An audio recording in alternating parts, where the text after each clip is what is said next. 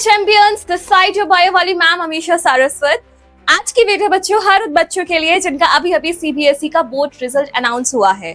Means चाहे आप class 10th के स्टूडेंट्स हो, चाहे आप क्लास 12th के पास आउट स्टूडेंट हो, आपके लिए आज का वीडियो बहुत ज्यादा इंपॉर्टेंट होने वाला है बच्चों, क्योंकि आज हम बात करने जा रहे हैं कि अगर आप अपने मार्क्स से सेटिस्फाइड नहीं है, आपने जो मार्क्स सोचे थे वैसे मार्क्स आपको नहीं मिले, तो आप अपनी आंसर शीट का रीचेकिंग या रीवैल्यूएशन करा सकते हो। तो मैं आपको बिल्कुल डिटेल में स्टेप वाइज मैनर में बताऊंगी कि आप कैसे इन सारी चीजों को अवेल कर सकते हो ताकि आप अपने मार्क्स को इंप्रूव करा सको। तो सबसे पहले बच्चों, आप जब सीबीएसई के ऑफिशियल वेबसाइट पर विजिट करोगे तो आप यहाँ पे देखोगे कि 2 मई 2025 में सीबीएसई ने एक ऑफिशियल नोटिफिकेशन रिलीज किया था। अब यहाँ पे क्या लिखा है एक बार उसको पढ़ते हैं। देखो, change in sequence of post-result activities of the boards for 10th and 12th by providing photocopies of evaluated answer books, first followed by the process of verification of marks and revaluation। मतलब अभी तक 2024 तक आप जिन steps को follow करते थे अपनी copies का रीवैल्यूएशन या रीचेकिंग करने के लिए, अब उसमें थोड़ा सा मॉडिफिकेशन कर दिया गया है। तो हमें पहले समझना पड़ेगा कि वो मॉडिफिकेशन क्या है। देखो, इनिशियली लेवल पे क्या होता था, स्टार्टिंग में आपको इन 3 स्टेप से होकर गुजरना पड़ता था, यानी कि verification of marks, then obtaining photocopies of evaluated answer book, और उसके बाद होता था रीवैल्यूएशन।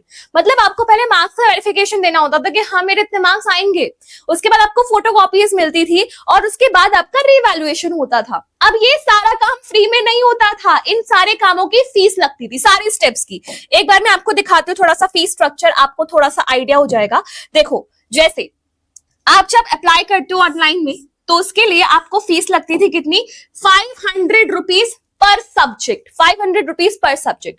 उसके बाद जब आप अप्लाई करते हो फॉर इवैल्यूएशन, ये वाला अप्लाई किसके लिए था, वेरिफिकेशन ऑफ मार्क्स के लिए। फिर जब इवैल्यूएशन के लिए आप फोटोकॉपीज के लिए अप्लाई करते हो तब आपको दोबारा लगता है 700 रुपीज पर आंसर बुक। इसके बाद जब फाइनली रीवैल्यूएशन के लिए आप अप्लाई करते हो तब लगता है ₹100 पर क्वेश्चन। मतलब इतने पैसों में आप पूरी आंसर बुक आप इवैल्यूएट नहीं करा रहे, आप पर क्वेश्चन के हिसाब से 100 रुपए भी पे करोगे।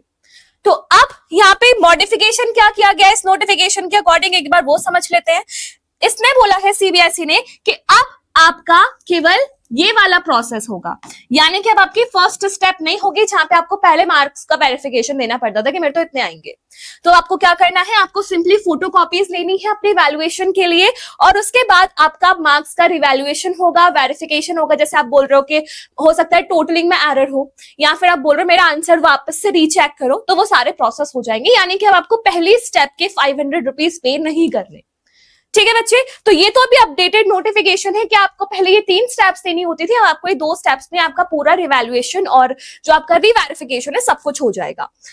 तो अब सवाल ये है कि ये कब आएगा, कब हम अप्लाई कर सकेंगे इन सारी चीजों के लिए। तो बच्चों अभी तो 2025 के लिए ऐसा कोई नोटिफिकेशन नहीं आया, लेकिन अगर हम 2024 के नोटिस के अकॉर्डिंग थोड़ा सा एनालाइज करें तो आप देखो, मार्क्स का वेरिफिकेशन जो पहले होता था अब नहीं होगा।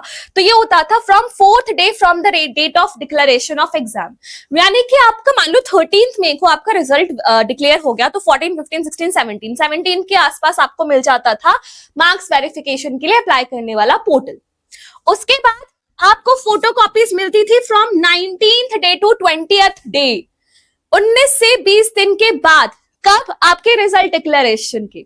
उसके बाद आपकी आंसर की का जो रीवैल्यूएशन होता था वो 24 to 25 में, मतलब एक बार आपने फोटोकॉपीज ले ली, उसके 3 से 4 दिन के अंदर आपको अपना रीवैल्यूएशन का जो रिजल्ट है वो मिल जाता था। अब यहाँ पर ये पहली स्टेप तो नहीं होगी, सिंपल है नहीं होगी, तो यहाँ पे थोड़ा टाइम में मॉडिफिकेशन देखने को मिल सकता है, यानी कि हो सकता है कि अब आपकी जो फोटोकॉपीज हैं वो आपको इस वाली स्टेप पे देखने को मिल जाए, यानी कि 4th to 5th day of your declaration of exam. तो एक बार आपकी फोटोकॉपीज मिलने वाला जो पोर्टल है वो ओपन हो गया, तो उसके 3 से 4 दिन के अंदर बच्चों आपको अपना इवैल्यूएटेड रिजल्ट स्कोर मिल जाएगा।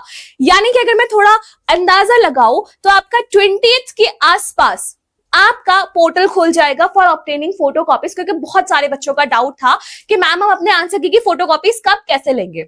तो सीबीएसई की ऑफिशियल वेबसाइट पे पूरा पोर्टल खुलेगा, जब वो पोर्टल खुलेगा आपको बताया जाएगा, हम आपको बिल्कुल इन्फॉर्म करेंगे। तो उस पोर्टल पे आप अप्लाई कर सकते हो। जो भी वो फीस मांगेंगे बच्चे, वो फीस तो आपको भरनी पड़ेगी, ठीक है, पैसे आपको देने पड़ेंगे।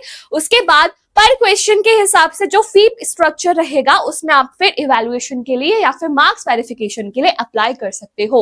तो ये था एक तरीके से आपको आइडिया देने का, बच्चा एक पूरा वो था प्लान कि आप अपने अगर लो स्कोर है तो उससे बिल्कुल घबराओ मत। अगर बहुत ज्यादा स्कोर है, आप चाहते हो इंप्रूवमेंट देना, तो मैंने जो बताया हुआ है कि आप NIOS के थ्रू आप वहां पे चेक कर सकते हो।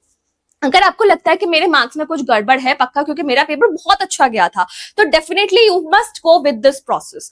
आपका जो पूरा इवैल्यूएशन है वो आपकी आंखों के सामने आ जाएगा बच्चों। तो ये था आप लोगों के लिए एक छोटी सी इंफॉर्मेशन। जब ये पोर्टल्स ओपन होंगे डेफिनेटली आपकी बायो वाले मैम आपको बता देगी। अगर अभी भी आपके मन में कोई डाउट है तो do mention that in the comment section, मैं पर्सनली रिप्लाई करूंगी। और अगर मुझे ऐसा लगता है कि ये डाउट हाँ बहुत जेन्युइन डाउट है, सारे बच्चे मतलब मोस्ट ऑफ द स्टूडेंट्स इसे फेस कर रहे हैं, तो I will come up with the video also बच्चों। So take care, all the best, bye bye.